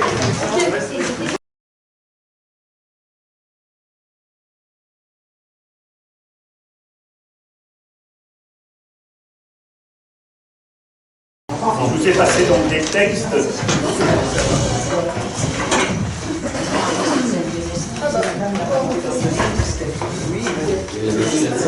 Voilà. Et donc, moi j'ai essayé dans le vous donner quelques points de repère. Parce que vous voyez bien qu'on ne peut pas dire tout. Donc l'enjeu c'est d'avoir quelques points de repère. Et en même temps, je trouve très important qu'on soit toujours à l'écoute de la parole de Dieu. Et donc c'est pour ça que je trouve important que ce soit par rapport à des textes que vous réagissiez. Alors, il y a 36 manières de réagir par rapport à des textes. Hein, donc on va voir un petit peu. Alors, le groupe 1 qui avait Deutéronome 5. Oui. Oui. Alors, ce groupe 1, qu'est-ce que vous avez envie de dire? Donc, vous êtes rendu compte tout de même que c'était un des 2 récits du Décalogue. Oui, c'est ça. Oui. Il y a Exode 20 et Deutéronome 5. Hein. Voilà. Il y a 2 récits de Décalogue qui sont un peu différents. Alors, donc, est-ce que vous faites... Le Dieu d'Israël veut faire alliance avec son peuple, donc c'est bien décrit avec... Qu'est-ce que c'est encore Vous avez la chance, c'est que ça rejoignait des choses que j'avais dites. Hein. Oui, Le tout à Seigneur a fait. dit, je suis le Seigneur ton Dieu qui t'ai fait sortir du pays Voilà, d'Égypte. c'est bien avec nous qui veut faire une alliance, bien avec nous, nous-mêmes qui sommes ici aujourd'hui, tous vivants. Donc c'est bien clair que c'est encore nous, ça nous concerne. Et que ce Dieu-là veut faire alliance avec nous pour éviter que par notre peur, on s'accroche à des idoles, on s'attache à des idoles. Et donc ça se revoit aussi dans le fait qu'on ne s'attache pas aux images. Tu ne feras aucune idole. Vous savez que dans la tradition biblique, le péché, contrairement à ce qu'on a souvent dit, ça n'a rien à voir avec la sexualité. Le péché, c'est l'idolâtrie. Le péché. Avec L majuscule. Pardon? L majuscule. Oui, le péché. Voilà, c'est pas un péché, c'est le péché, c'est l'idolâtrie. Puisque la foi, c'est, j'ai effacé, mais c'est d'entrer dans cette relation, et le péché, c'est de manquer cette relation. Alors, comme on a eu beaucoup d'obsédés sexuels dans le clergé pendant des siècles, ils se sont bloqués sur la sexualité qui n'a rien à voir avec Dieu. Rien à voir avec Dieu. Sauf quand la sexualité était sacrée. Il y avait même des prostituées sacrées, etc. Mais ce qui a à voir avec Dieu, c'est est-ce que je lui fais confiance ou pas. Et lorsque je fais confiance à d'autres qu'à Dieu, c'est l'idolâtrie. Et c'est le péché dans toute la tradition biblique. Je trouve que c'est important de s'en souvenir. Hein, parce que des obsédés sexuels, il y en a encore quelques-uns. Et la commission SIAS nous l'a rappelé. Donc oui. Et donc, on voit bien aussi que ce Dieu-là nous demande de l'aimer, hein, puisque mais ceux qui m'aiment et observent mes commandements, je leur montre ma fidélité. Hein, donc ça veut dire c'est une question de relation, d'alliance, de relation entre Dieu et son peuple.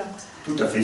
C'est un Dieu qui veut faire alliance, qui veut établir une relation et qui donc invite, j'allais dire, à entrer dans le jeu de cette relation en disant pourquoi cette relation, c'est parce que je vous ai sauvé de la servitude. Sauvé de la servitude. Je vous ai libéré. Oui, voilà, c'est ça.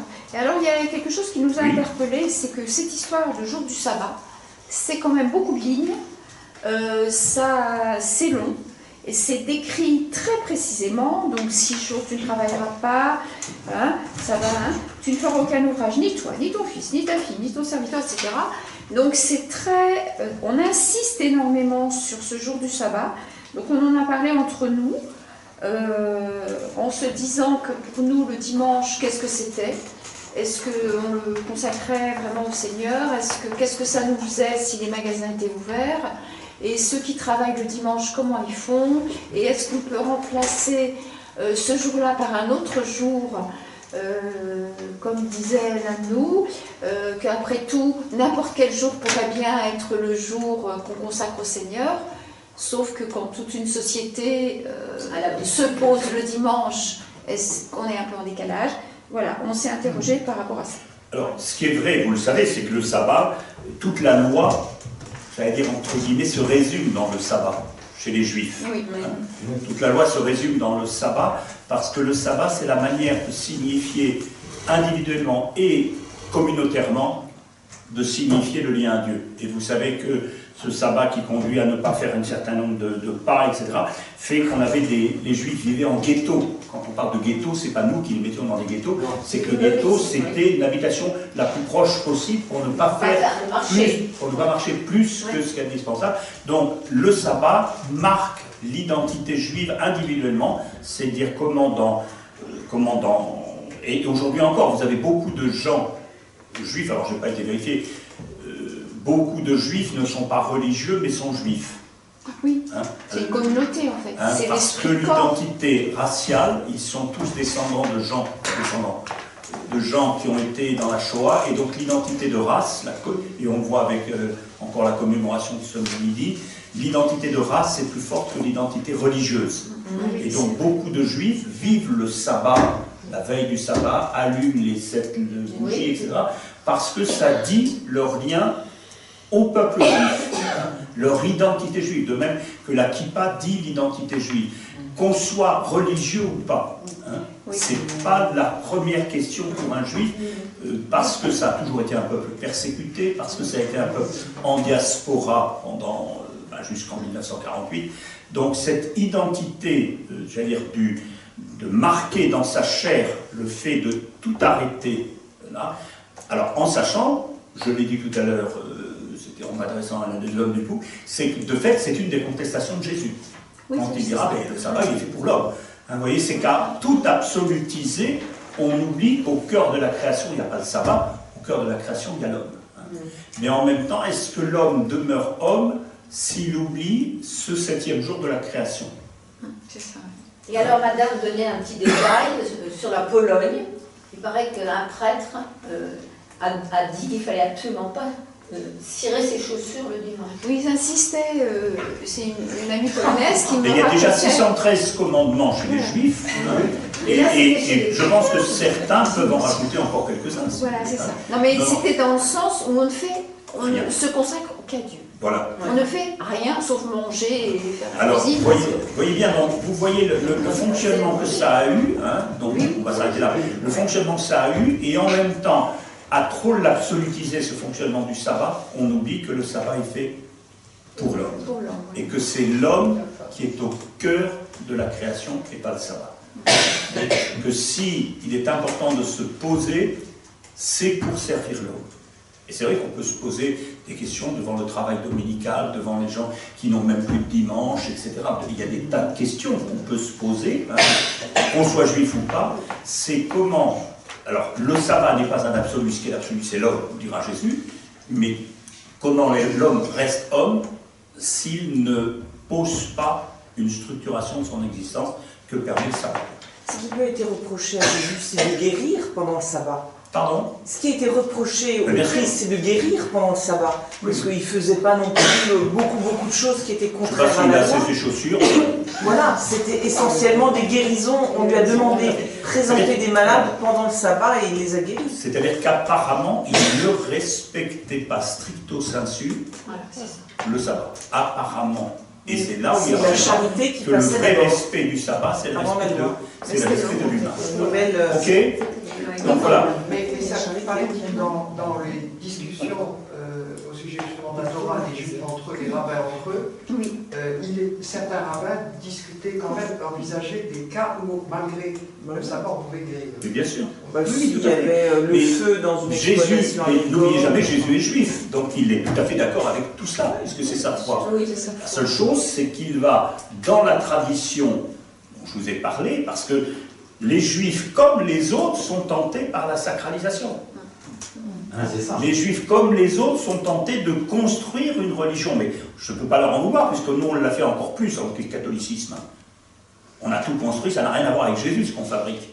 Donc, ne reprochons pas aux Juifs d'avoir sacralisé, nous on a encore plus sacralisé, et donc Jésus va relativiser cette sacralisation du détail.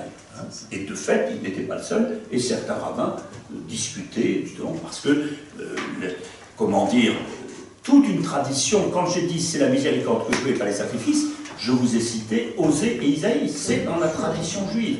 Vous avez globalement deux traditions dans la tradition juive. Vous avez la tradition rituelle, qui sera surtout autour du temple, et la tradition prophétique, qui sera autour de la miséricorde. Et vous avez encore un peu ça aujourd'hui. Hein. Vous avez des gens à la sortie du Covid, on dit on veut la messe. Ah ouais. Et d'autres personnes ont dit il est important d'aller voir des gens dans les EHPAD. C'est exactement la même distinction. Qu'est-ce que je trouve fondamental? Est-ce que c'est de ce côté-là ou est-ce que c'est de ce côté-là? Jésus, sans renier cela, dira que le fondamental, c'est de ce côté-là. Ok. Deuxième texte. Je répète, n'opposez pas les choses. Hein. Je répète, si j'ai fait la distinction, c'est que le sacré est humain et qu'on retrouve chez tous les humains, y compris dans l'Église catholique en 2023, plein de sacrés, qu'il y avait du sacré dans le judaïsme, que Jésus s'est affronté à cette tentation qu'a l'homme de construire des sécurités, de construire des rituels pour maintenir, etc. Il a contesté cela au nom de la démarche prophétique et de la miséricorde, et qu'il y a constamment, et vous voyez bien et vous regardez autour de vous. Moi, je peux vous nommer des tas de chrétiens qui sont de ce côté-ci et d'autres chrétiens qui sont de l'autre côté. L'abbé Pierre, vous ne le mettez pas à gauche. Bon. Donc, vous voyez, il y a des sensibilités qui nous invitent à... Le deuxième texte, donc le groupe 2, Isaïe 45, qui avait des choses à nous dire.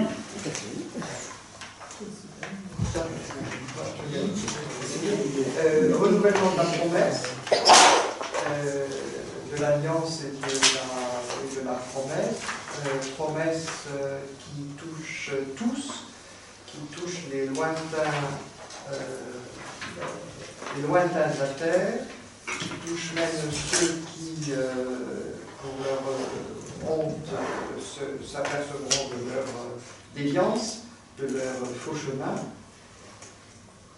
Elle a été noté qu'il y avait des termes qui revenaient souvent: Seigneur, Sauveur, Dieu et Justice. Il y a eu des questions, on vous transmet.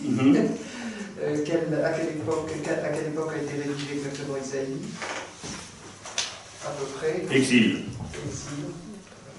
Il y a un premier Isaïe, les premiers 40 chapitres qui étaient un peu avant l'exil, et ça c'est juste la fin de l'exil. Le terme du Seigneur, il est hébraïque. Seigneur, c'est pas... Seigneur, vous savez, c'est ce qu'on traduira par Kyrios, en grec. Et puis comprendre... Moi, ce qui m'ennuie, c'est que vous n'ayez pas été sauté, du moins, pas les joints, mais sauté de je sais pas quoi, devant la première phrase. Vraiment, tu es un Dieu qui se cache. Alors, qui dit ça? C'est Isaïe. C'est Isaïe. C'est le prophète qui dit. Il aurait, vous voyez, je pourrais traduire autrement. Vraiment, tu es incompréhensible. Vraiment, il est impossible de te trouver. Il se plaint. Et après, il y a la réponse. Et après, il le met dans la bouche du Seigneur. Oui, mais il n'est pas un Dieu. Si c'est un Dieu qui se cachait pas.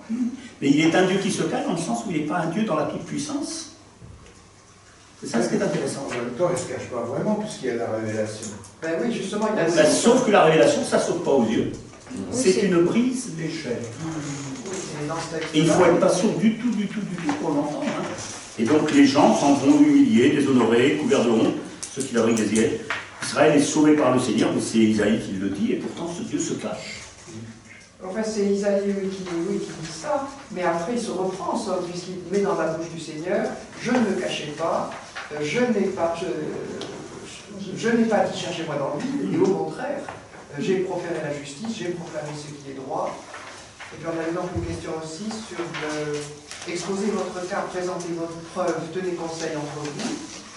Est-ce que ça pouvait se penser de peuple à peuple, Non, c'est par rapport à Dieu. Par rapport à Dieu, on peut discuter. D'ailleurs, les Juifs ne font. Je vous ai dit tout à l'heure, Jacob est devenu Israël, celui qui se bat avec Dieu. Un certain Jésus, au moment de mourir, dira: pourquoi m'as-tu abandonné? La foi chrétienne, c'est pas de fermer sa gueule. On ferme sa gueule devant le sacré.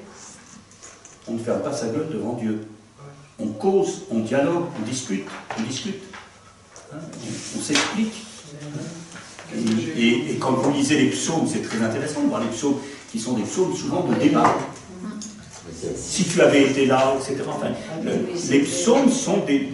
Le juif dialogue avec Dieu. Vous voyez? Et moi je vois un certain nombre de chrétiens qui jamais n'ont dialogué avec Dieu parce qu'ils sont dans le sacré. On ferme sa gueule. Ça n'a rien à voir avec la foi. On est écrasé par le sacré des curés, des évêques, des cardinaux, du pape, etc. Donc il y a plein de sacrés et on ferme sa gueule. Ça n'a rien à voir avec la foi qui m'invite à dialoguer avec Dieu. Et par exemple, quand on lit un texte, vous savez très bien qu'on dit, quand on lit un texte, c'est pas de savoir ce qu'il y a dans le texte, c'est de savoir comment le texte me donne la parole. Comment ça me conduit à moi avoir envie de m'adresser à Dieu.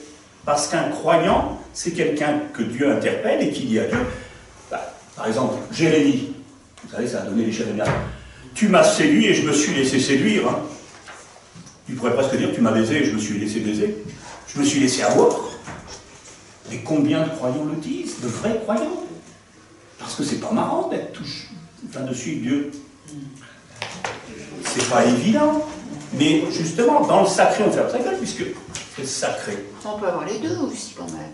C'est-à-dire Eh bien, c'est-à-dire qu'on peut aimer le sacré. Et non, le sacré vous écrase. Vous n'aimez pas le sacré, c'est pas quelqu'un le sacré. Oui, mais il faut quand même... non, mais vous pouvez aimer une messe qui soit belle. Et dans une messe, quand vous dites j'aime une messe qui soit belle, non, je n'ai pas dit que ça.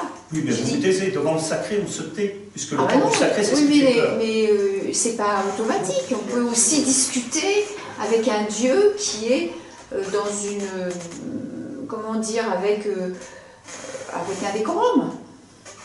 Oui. Moi, je ne sais ça pas ce que va, vous mais... mettez derrière, mais non, je sais. Ou alors ce que j'ai dit tout à l'heure n'est pas compris. Le sacré, c'est le sacré. La révélation, c'est pas le sacré. Il n'est pas sacré. Il vaut mieux la révélation. Il est... C'est mieux la révélation. Bah, la révélation, c'est pas il vaut mieux. Vous avez le droit d'être dans le sacré.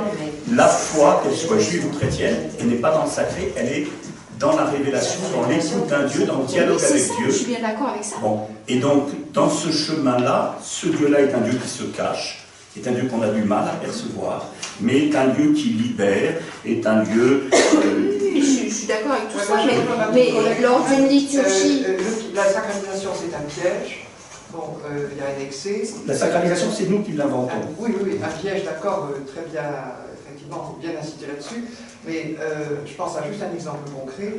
Il y a des dimanches maintenant où il y a des enfants, c'est vrai que c'est des petites colombes pour les parents, c'est des enfants du bon Dieu, mais quand ils prennent l'église pour un terrain de jeu et une salle d'éducation motrice, moi je ne suis pas d'accord et je pense qu'on peut faire un effort pour que le lieu de l'église soit un lieu qui ne soit pas comme les autres, concrètement parlant. Bon, les dimanches, pendant les dimanches. Alors je sais que les mères de famille ont des problèmes et que... J'entends la question, on ne va pas en débattre, mais vous voyez bien que face à cela se pose la question de dire, dans l'évangile, Jésus a dit laissez les petits-enfants venir à moi.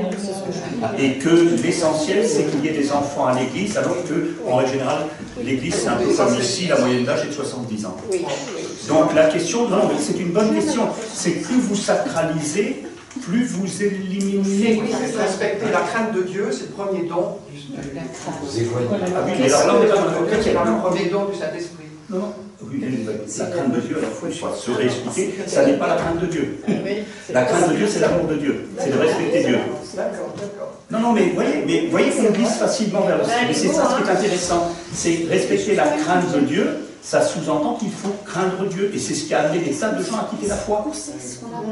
Ah oui, parce que la crainte de Dieu, c'est l'inverse de l'amour de Dieu. C'est la punition. C'est une punition. C'est une punition. La crainte de Dieu, c'est qu'est-ce qui va m'arriver? Mais on est à fond dans le sacré. Si je fais un sacrilège. Vous voyez, et il y a plein de gens qui sont cathos dans la dynamique sacrilège. Qu'est-ce qui va m'arriver si je ne fais pas telle chose? Et j'entends, et c'est pour ça que je dis qu'il y a du sacré dans l'Église catholique comme ailleurs, parce que les êtres humains remettent sans cesse du sacré. Et voyez la manière, vous dites par rapport aux enfants, mais on pourrait parler par rapport à l'encens, par rapport aux vêtements liturgiques, etc. Comment est-ce que nous mettons du sacré, parce que nous avons l'impression que c'est important de sacraliser, et qu'est-ce que nous fabriquons quand nous faisons cela, et comment ça nous interpelle par rapport à l'Évangile, comment l'Évangile nous interpelle par rapport à cela. Ce qui m'intéresse, c'est qu'on saisisse les cheminements, et qui pose, c'est pour ça que j'ai posé là, ce qui pose des tas de questions dans une vie en Église, parce que ça crée des tas d'oppositions. Alors, ce qui m'importe, c'est qu'on entende ces oppositions, qu'on entende ces difficultés. Hein. Après, chacun se situera là où il veut. Moi, je suis pas là.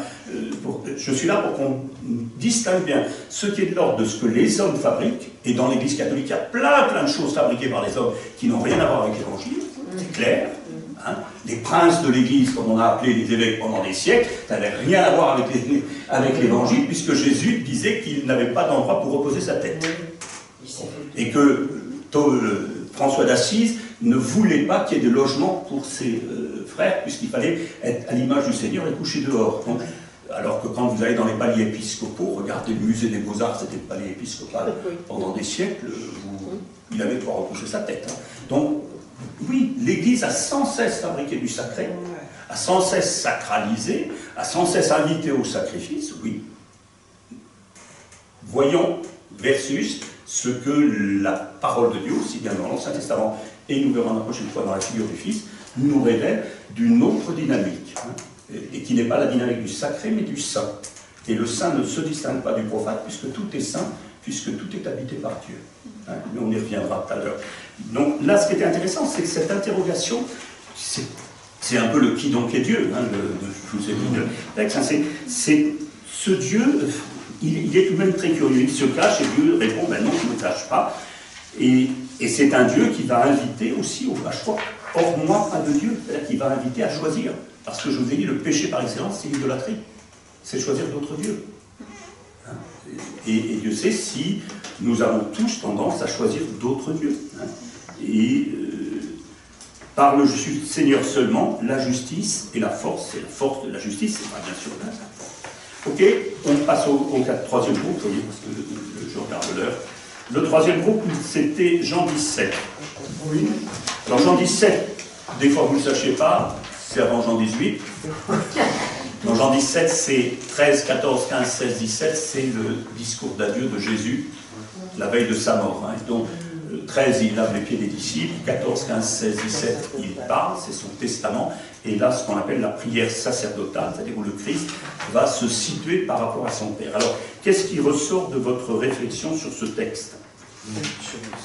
Justement, nous avons bien constaté que c'était le moment où le Christ va mourir, et en quelque sorte, il rend compte à son Père en lui disant « J'ai fait le travail pour lequel tu m'as mandaté. » Et donc, il explique bien que, comment dirais-je, il a su s'entourer d'apôtres. Il rend compte de sa mission. Il rend compte de sa mission, c'est ça, exactement. Et il explique quelle était sa mission. Oui. Il explique que sa mission, c'était en quelque sorte de révéler aux hommes que la vérité de l'humanité n'est pas de vivre uniquement en ce monde, mais de vivre dans la vie éternelle, c'est-à-dire non pas dans un temps qui se prolonge indéfiniment, mais selon des réalités qui ne sont ni spatiales ni matérielles. C'est ça la vérité de l'humanité. Donc il parle de vérité, il parle de parole, de transmission, et il parle en même temps, il évoque une sorte d'épousaille, puisqu'il dit faire en sorte que toi sois en moi et moi je sois en toi. C'est ce qu'on dit d'ailleurs lorsque les gens se marient, ils ne font qu'une seule chair. Donc c'est en quelque sorte que l'humanité épouse Dieu. Tout à fait. De même que le Christ n'existe que par rapport à Dieu, oui, son Père, nous sommes invités à n'exister que par rapport à Dieu, oui, notre Père. C'est-à-dire de même qu'il y a une unité donc entre le Fils et le Père, nous sommes invités à entrer dans cette unité. C'est-à-dire qu'il nous appelle à entrer, et je voudrais dire, ce texte, d'ailleurs c'est comme ça qu'il est souvent lu dans l'Église, nous invite à entrer dans la vie trinitaire. C'est-à-dire que nous ne sommes pas extérieurs à la vie trinitaire, et la vie éternelle, c'est la troisième ligne, la vie éternelle, c'est de connaître Dieu. C'est-à-dire c'est d'entrer dans une intimité avec Dieu. C'est pas une vie après la mort, c'est d'entrer dans une intimité avec Dieu, et la vie éternelle, c'est dans le déjà là. Et en même temps, il y a un rapport au monde qui est intéressant, qui est très joannique. Le monde est ce dont il faut se méfier, et en même temps, nous sommes dans le monde. Ils sont dans le monde. Vous savez, ça sera la distinction qu'on fait entre dans le monde et pas du monde. Vous avez déjà entendu cette distinction, hein? Dans le monde, c'est-à-dire qu'il n'y a pas d'autre lieu de vie que dans le monde, mais pas du monde, c'est-à-dire pas à la manière du monde. Hein? C'est-à-dire vivre dans le monde à la manière du Christ, ou dans la force de l'Esprit, on verra ça. De la même façon qu'on peut être dans l'eau, on n'est pas de l'eau. Voilà, tout à fait. Oui, bonne image. Et puis il y a ces deux verbes qui sont très, très fréquents, hein, dans le donner et recevoir.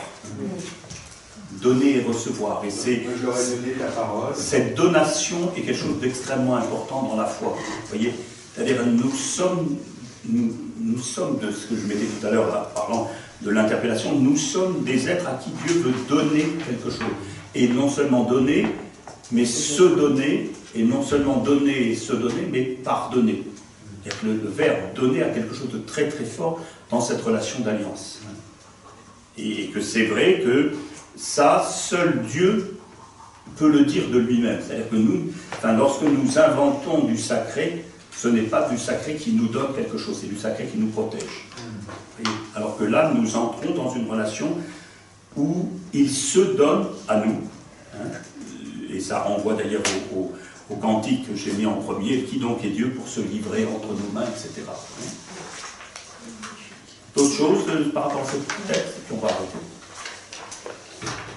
Donc je vous invite à réfléchir, je répète, à ces deux démarches que j'ai, si vous voulez.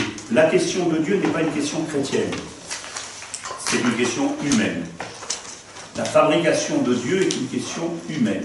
Et tous les hommes fabriquent du Dieu, des dieux, mettez les mots que vous voulez, du divin, du sacré, etc. Tous les hommes le font, y compris nos contemporains. Par rapport à cette tentation, qui est très forte et qui s'explique dans la peur, la quête de protection, etc., la Bible nous révèle un Dieu qui n'est pas de l'ordre du sacré, qui n'est pas donc séparé, et qui au contraire non seulement ne veut pas être séparé, distinct du profane, mais veut au contraire se donner totalement, veut faire alliance totalement, veut entrer en relation, et qu'il se présente comme celui qui nous appelle à la liberté étant la sortie de la servitude, et la servitude étant ce chemin de sacralité. Donc comment nous entrons dans un chemin de liberté? Et je réponds à la question de, je ne sais plus ton prénom, Eddie, qui me disait juste au moment où vous êtes parti en Thibaut, la main qui croyait que le carême c'était de faire des sacrifices. Alors c'est sans doute ce qu'on t'a dit, si tu l'as cru, mais ce n'est pas le but du carême. Le but du carême, c'est de nous préparer intérieurement à vivre le mystère pascal. Et le but du carême, c'est de nous libérer de ce qui nous encombre. Ce n'est pas de faire des sacrifices. C'est de nous libérer de ce qui nous encombre. Donc, tant que je vis des sacrifices, je suis dans le schéma du sacré, qui demande des sacrifices. Se libérer de ce qui nous encombre, c'est découvrir un chemin de liberté. Comment le carême, alors de fait, c'est pas comme ça qu'il était souvent présenté. Et je vois même dans certains coins, on disait qu'il faut faire des sacrifices. Il y en avait même qui notaient les sacrifices sur des feuilles, etc. J'en ai fait tant, etc. Et donc l'enjeu, c'est pas de faire des sacrifices. L'enjeu, c'est, d'ailleurs c'est ce qu'on vous dira le jour du mercredi décembre, convertissez-vous et croyez à l'évangile, à la bonne nouvelle. C'est de se libérer pour croire que la vie sera plus forte que tout.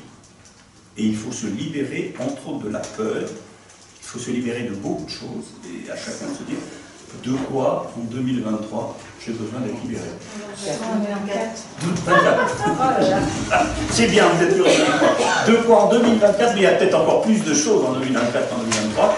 Et donc, vous aurez déjà réfléchi à ça là, quand on se retrouvera donc, pendant 15 jours, par là. Et nous essaierons de regarder ce qu'on peut mettre derrière cette affirmation du Fils. Nous croyons en un Père. Et justement, nous parlons de Père, j'en ai pas parlé aujourd'hui, que parce qu'il y a un Fils. C'est le Fils qui va nous révéler Dieu comme Père. Et c'est cette relation de Père-Fils qui est déjà très présente dans Jean 17, dont nous parlerons. Merci, bon courage et à bientôt. Merci.